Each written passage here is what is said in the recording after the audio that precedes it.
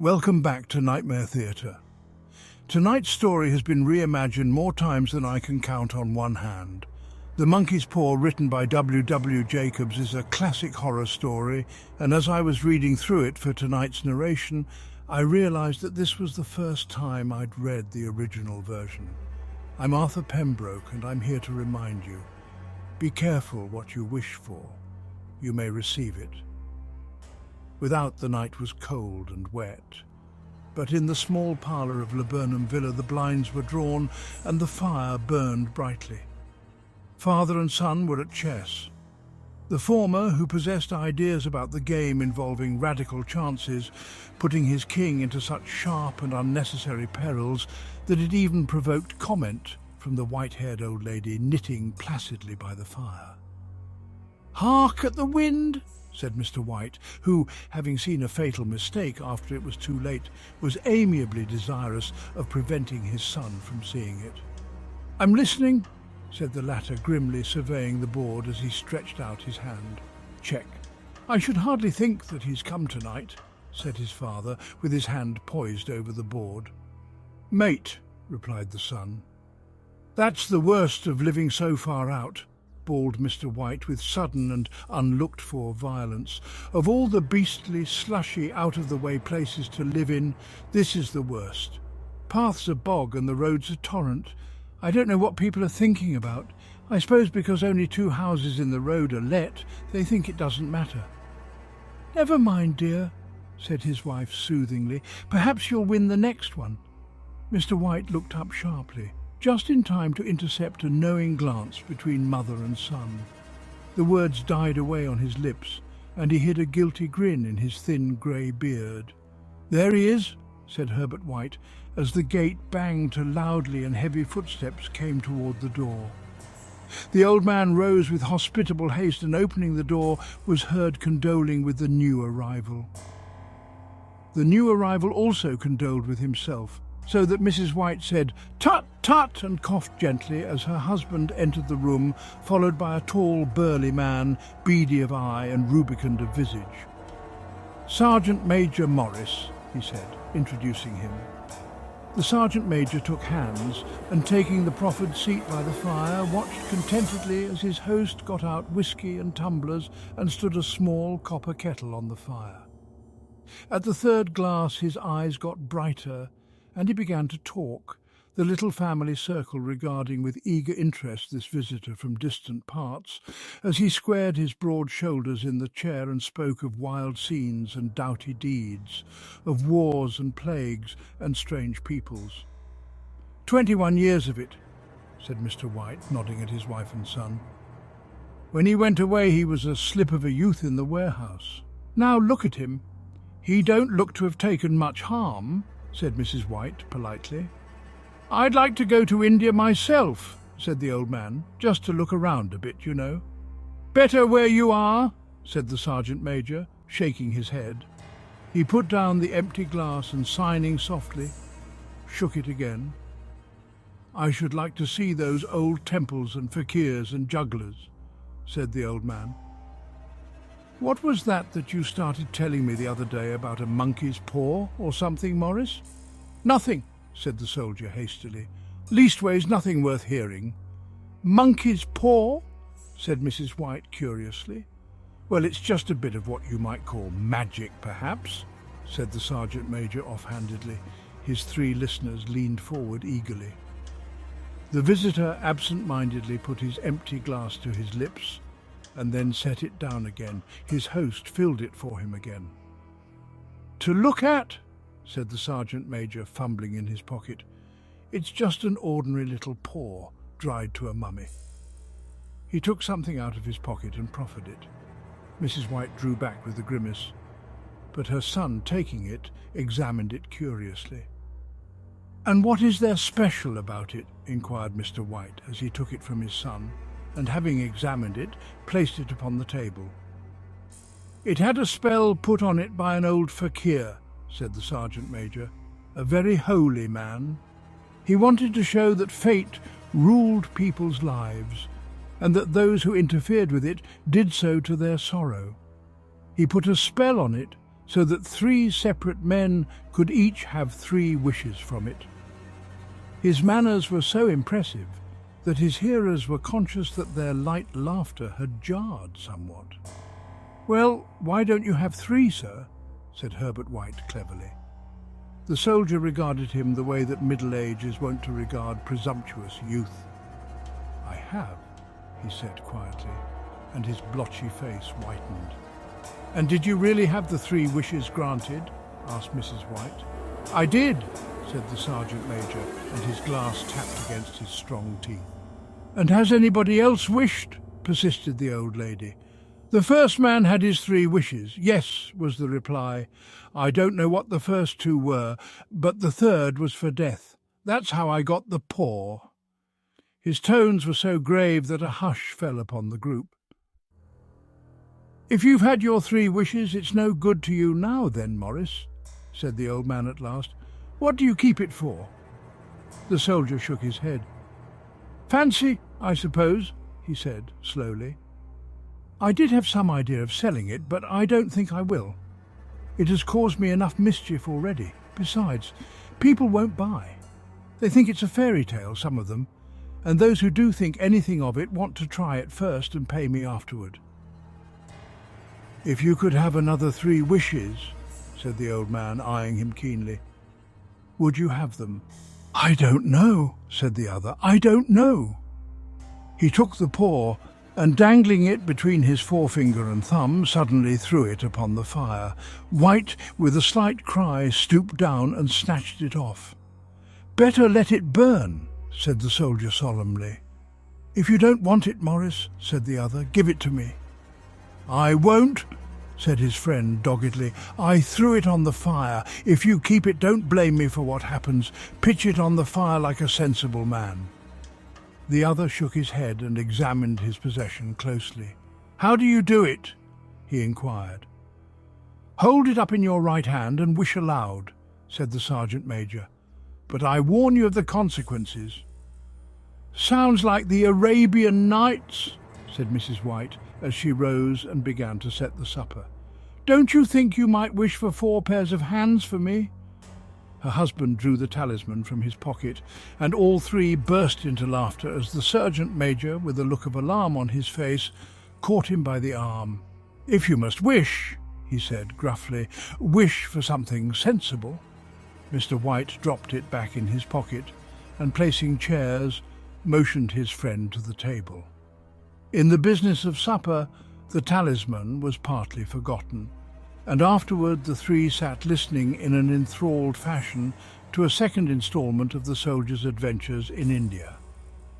"If the tale about the monkey's paw is not more truthful than those he's been telling us," said Herbert as the door closed behind their guest, just in time to catch the last train, "we shan't make much out of it." "Did you give anything for it, father?" inquired Mrs. White, regarding her husband closely. "A trifle," said he, colouring slightly. "He didn't want it, but I made him take it, and he pressed me again to throw it away." "Likely," said Herbert, with pretended horror. "Why, we're going to be rich and famous and happy. Wish to be an emperor, father, to begin with, then you can't be henpecked." He darted around the table, pursued by the malign Mrs. White, armed with an antimacassar. Mr. White took the paw from his pocket and eyed it dubiously. "I don't know what to wish for, and that's a fact," he said slowly. "It seems to me I've got all I want." "If you only cleared the house, you'd be quite happy, wouldn't you?" said Herbert, with his hand on his shoulder. "Well, wish for £200 then, that'll just do it." His father, smiling shamefacedly at his own credulity, held up the talisman as his son, with a solemn face, somewhat marred by a wink at his mother, sat down and struck a few impressive chords. "I wish for £200, said the old man distinctly. A fine crash from the piano greeted his words, interrupted by a shuddering cry from the old man. His wife and son ran toward him. "It moved!" he cried, with a glance of disgust at the object as it lay on the floor. "As I wished, it twisted in my hand like a snake." "Well, I don't see the money," said his son, as he picked it up and placed it on the table. "And I bet I never shall." "It must have been your fancy, father," said his wife, regarding him anxiously. He shook his head. "Never mind, though. There's no harm done, but it gave me a shock all the same." They sat down by the fire again while the two men finished their pipes. Outside the wind was higher than ever, and the old man started nervously at the sound of a door banging upstairs. A silence unusual and depressing settled on all three, which lasted until the old couple rose to retire for the rest of the night. "I expect you'll find the cash tied up in a big bag in the middle of your bed," said Herbert as he bade them good night, "and something horrible squatting on top of your wardrobe, watching you as you pocket your ill-gotten gains." He sat alone in the darkness, gazing at the dying fire and seeing faces in it. The last was so horrible and so simian that he gazed at it in amazement. It got so vivid that, with a little uneasy laugh, he felt on the table for a glass containing a little water to throw over it. His hand grasped the monkey's paw, and with a little shiver he wiped his hand on his coat and went up to bed. In the brightness of the wintry sun next morning, as it streamed over the breakfast table, he laughed at his fears. There was an air of prosaic wholesomeness about the room which it had lacked on the previous night, and the dirty, shriveled little paw was pitched on the sideboard with a carelessness which betokened no great belief in its virtues. "I suppose all old soldiers are the same," said Mrs. White. "The idea of our listening to such nonsense! How could wishes be granted in these days? And if they could, how could £200 hurt you, father?" "Might drop on his head from the sky," said the frivolous Herbert. "Morris said the things happened so naturally," said his father, "that you might, if you so wished, attribute it to coincidence." "Well, don't break into the money before I come back," said Herbert, as he rose from the table. "I'm afraid it'll turn you into a mean, avaricious man, and we shall have to disown you." His mother laughed, and following him to the door, watched him down the road, and returning to the breakfast table was very happy at the expense of her husband's credulity. All of which did not prevent her from scurrying to the door at the postman's knock, nor prevent her from referring somewhat shortly to retired sergeant-majors of bibulous habits when she found that the post brought a tailor's bill. "Herbert will have some more of his funny remarks, I expect, when he comes home," she said as they sat at dinner. "I dare say," said Mr. White, pouring himself out some beer, "but for all that, the thing moved in my hand that I'll swear to." "You thought it did," said the old lady soothingly. "I say it did," replied the other. "There was no thought about it. I had just—" "What's the matter?" His wife made no reply. She was watching the mysterious movements of a man outside who, peering in an undecided fashion at the house, appeared to be trying to make up his mind to enter. In mental connection with the £200, she noticed that the stranger was well dressed and wore a silk hat of glossy newness. 3 times he paused at the gate and then walked on again. The 4th time he stood with his hand upon it, and then with sudden resolution flung it open and walked up the path. Mrs. White at the same moment placed her hands behind her and, hurriedly unfastening the strings of her apron, put that useful article of apparel beneath the cushion of her chair. She brought the stranger, who seemed ill at ease, into the room. He gazed at her furtively and listened in a preoccupied fashion as the old lady apologized for the appearance of the room and her husband's coat, a garment which he usually reserved for the garden.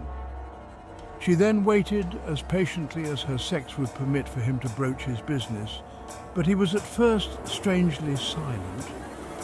"I was asked to call," he said at last, and stooped and picked a piece of cotton from his trousers. "I come from Moore and Meggins." The old lady started. "Is anything the matter?" she asked breathlessly. "Has anything happened to Herbert? What is it? What is it?" her husband interposed. There, mother," he said hastily. "Sit down and don't jump to conclusions. You've not brought bad news, I'm sure, sir," and eyed the other wistfully. "I'm sorry," began the visitor. "Is he hurt?"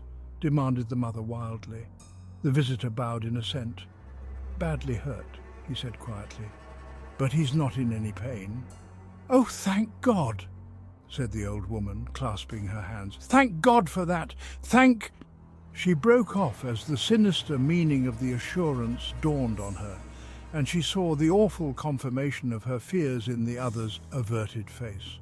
She caught her breath and, turning to her slower-witted husband, laid her trembling hand on his. There was a long silence. "He was caught in the machinery," said the visitor at length in a low voice. "Caught in the machinery," repeated Mr. White in a dazed fashion. "Yes." He sat staring out the window, and taking his wife's hand between his own, pressed it as he had been wont to do in their old courting days nearly 40 years before. "He was the only one left to us," he said, turning gently to the visitor. "It is hard." The other coughed and, rising, walked slowly to the window. "The firm wishes me to convey their sincere sympathy with you in your great loss," he said without looking round. "I beg that you will understand I am only their servant and merely obeying orders." There was no reply. The old woman's face was white, her eyes staring, and her breath inaudible.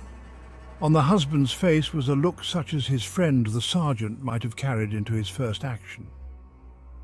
"I was to say that Moore and Meggins disclaim all responsibility," continued the other.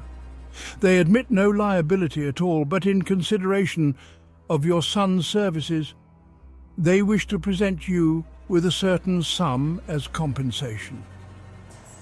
Mr. White dropped his wife's hand and, rising to his feet, gazed with a look of horror at his visitor. His dry lips shaped the words, "How much?" £200 was the answer.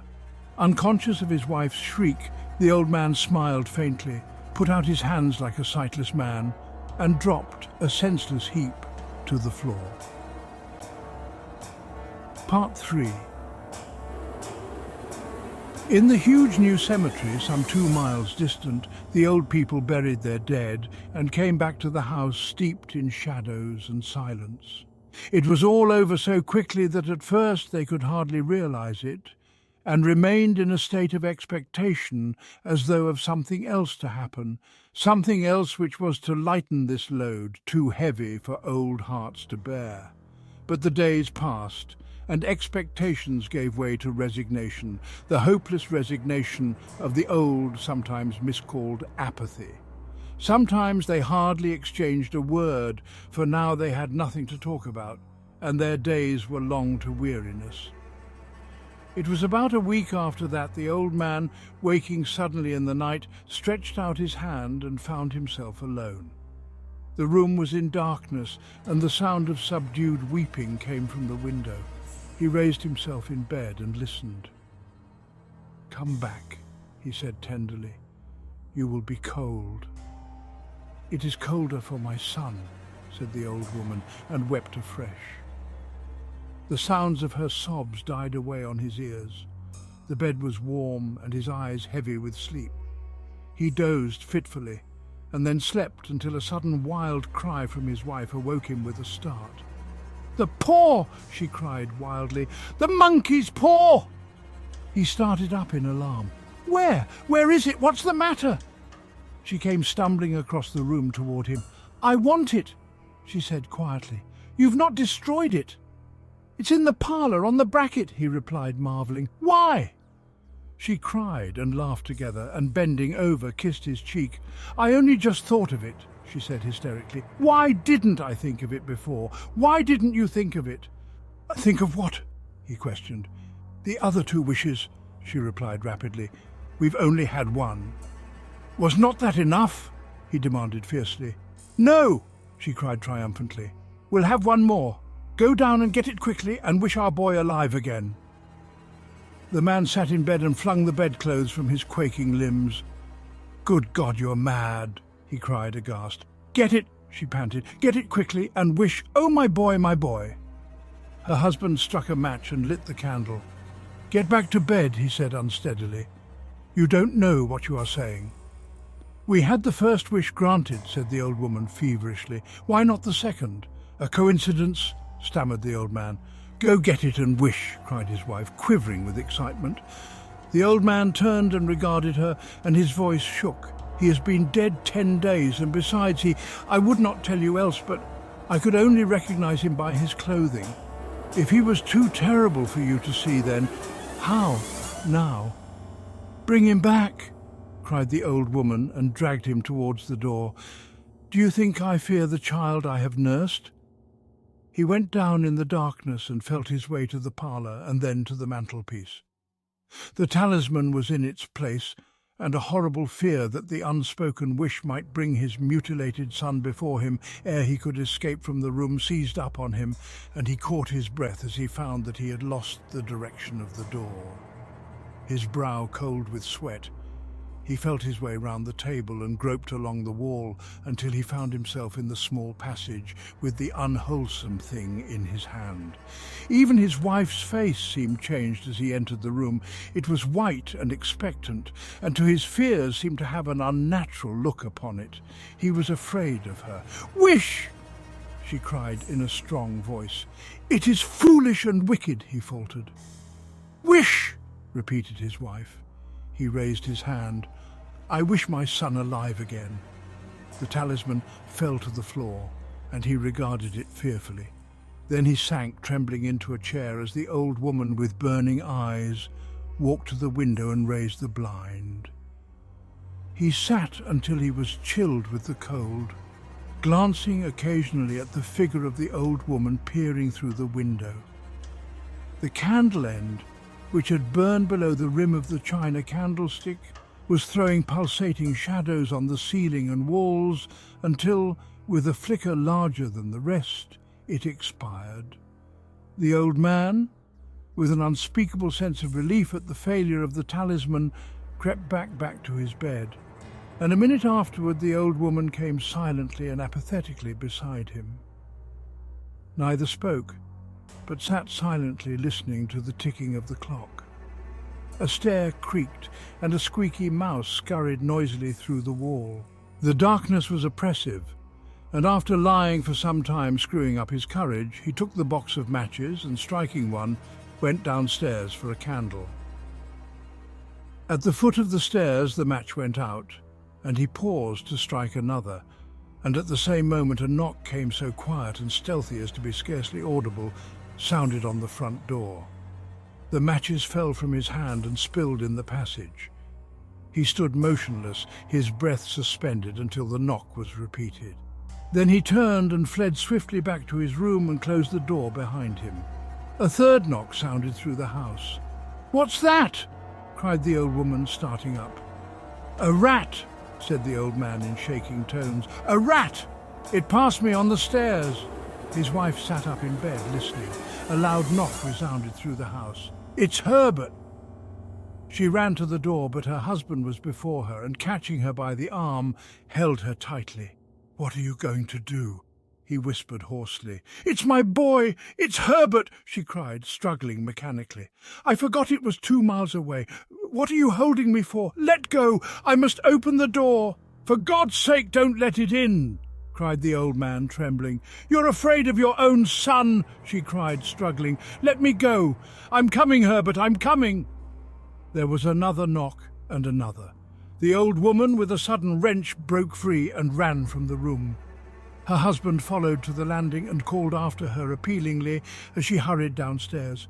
He heard the chain rattle back and the bolt drawn slowly and stiffly from the socket. Then the old woman's voice, strained and panting. "The bolt!" she cried loudly. "Come down, I can't reach it." But her husband was on his hands and knees, groping wildly on the floor in search of the paw. If only he could find it before the thing outside got in. A perfect fusillade of knocks reverberated through the house, and he heard the scraping of a chair as his wife put it down in the passage against the door. He heard the creaking of the bolt as it came slowly back, and at the same moment he found the monkey's paw and frantically breathed his third and last wish. The knocking ceased suddenly, although the echoes of it were still in the house. He heard the chair drawn back and the door opened. A cold wind rushed up the staircase, and a long, loud wail of disappointment and misery from his wife gave him the courage to run down to her side, and then to the gate beyond. The street lamp flickering opposite shone on a quiet and deserted road. Thanks for listening. If you enjoyed this story, don't forget to like and subscribe for more chilling tales. Sleep tight, and I'll see you all again tomorrow night.